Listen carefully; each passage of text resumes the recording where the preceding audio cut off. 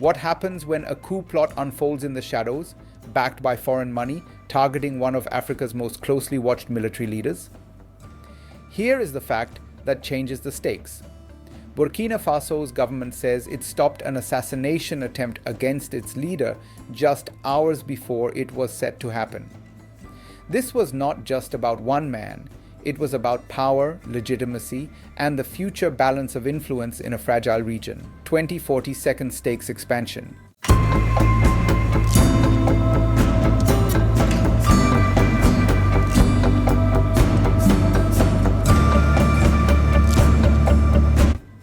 If this plot had succeeded, Burkina Faso could have plunged into violent fragmentation overnight. If it fails decisively, the current leadership tightens its grip and redraws regional fault lines.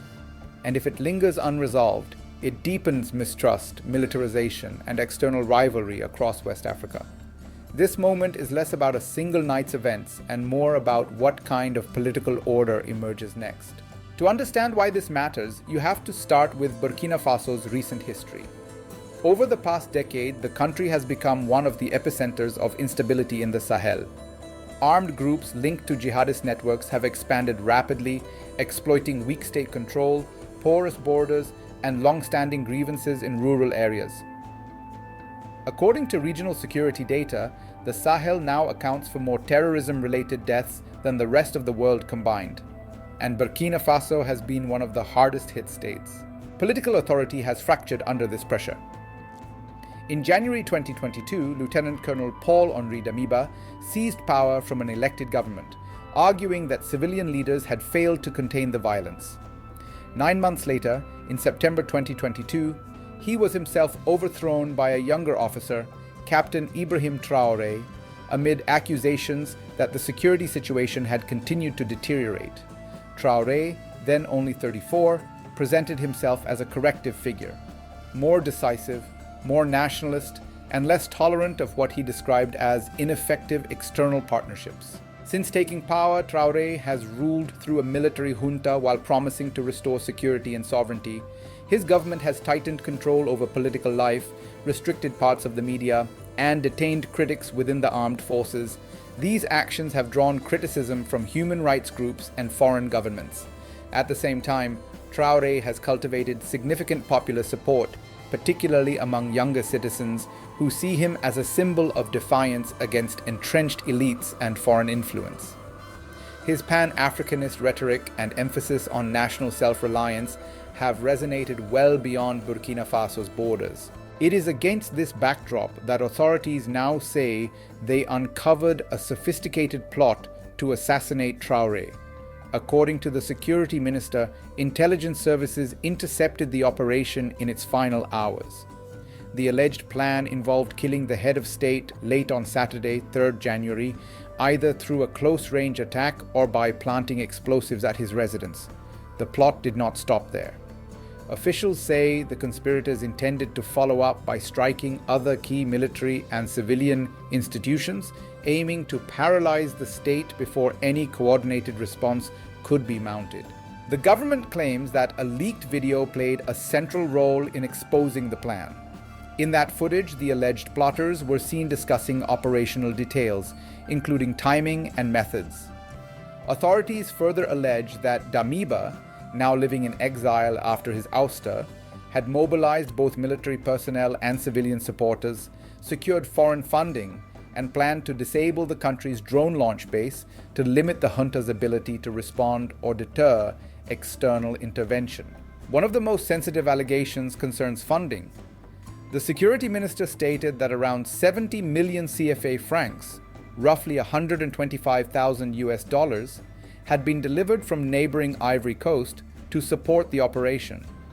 This claim has not been independently verified, and neither Ivory Coast nor Damiba has publicly responded. Still, the accusation adds a regional dimension to an already volatile situation, raising the risk of diplomatic fallout between two neighboring states with long-standing economic and social ties. Authorities say several arrests have been made and investigations are ongoing, though the exact number of detainees remains unclear. The government insists the situation is under control, and has urged citizens not to be drawn into destabilizing schemes, warning that further attempts to undermine the state will be dealt with firmly. This is not the first time Burkina Faso's junta has pointed to external interference. Since Traoré took power, officials have repeatedly accused foreign actors of backing efforts to destabilize the country, particularly as it has recalibrated its international partnerships. These claims reflect deeper anxieties within the Sahel, where shifting alliances and competing security models are reshaping regional politics. For Traoré, the alleged plot reinforces a familiar narrative that internal dissent and external interests are aligned against his leadership. Surviving yet another apparent coup attempt strengthens his justification for tight security measures and centralized control. It also allows him to present himself as the guarantor of national stability, at a time when violence from armed groups continues to displace millions and strain already limited state capacity. For Damiba, if the allegations hold, the stakes are existential. Once a leader who justified his own coup in the name of security, he would now be cast as a destabilizing figure willing to plunge the country back into chaos. His earlier public statements from exile had suggested a desire for stability. But the government's narrative paints a very different picture. Regionally, the implications are serious. Ivory Coast has been a relatively stable economic hub in West Africa, hosting millions of migrants from neighboring countries, including Burkina Faso.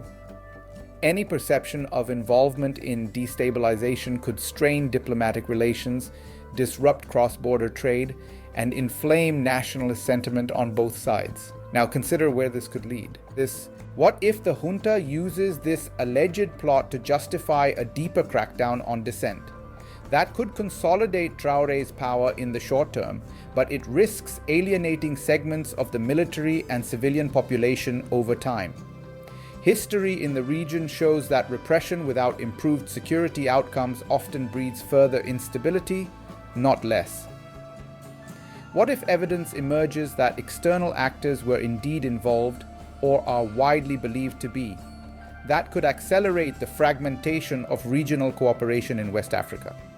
Trust between governments would erode, joint security efforts would suffer, and armed groups could exploit the resulting gaps with devastating effect. The ripple effects extend beyond the region. In South Asia, where several states grapple with civil-military relations and internal insurgencies, Burkina Faso's experience reinforces how fragile legitimacy can be when security crises persist.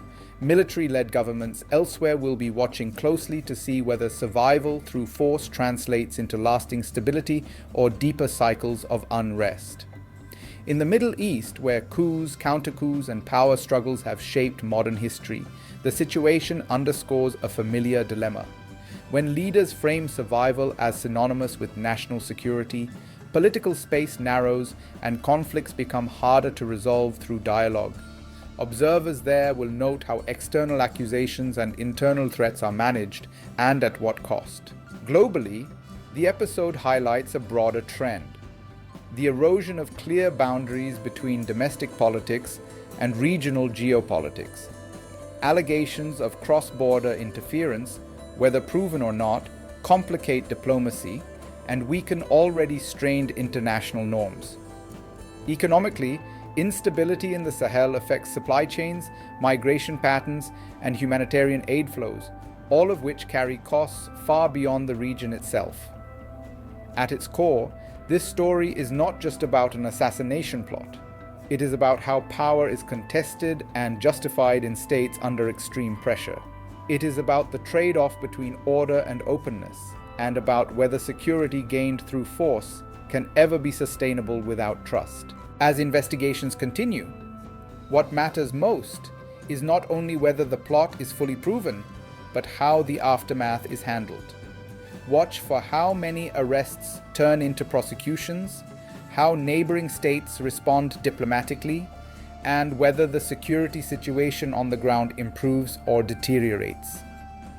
Because in fragile political systems, the most dangerous moment is not the night a plot is stopped, It is the morning after, when survival becomes a mandate and restraint becomes optional.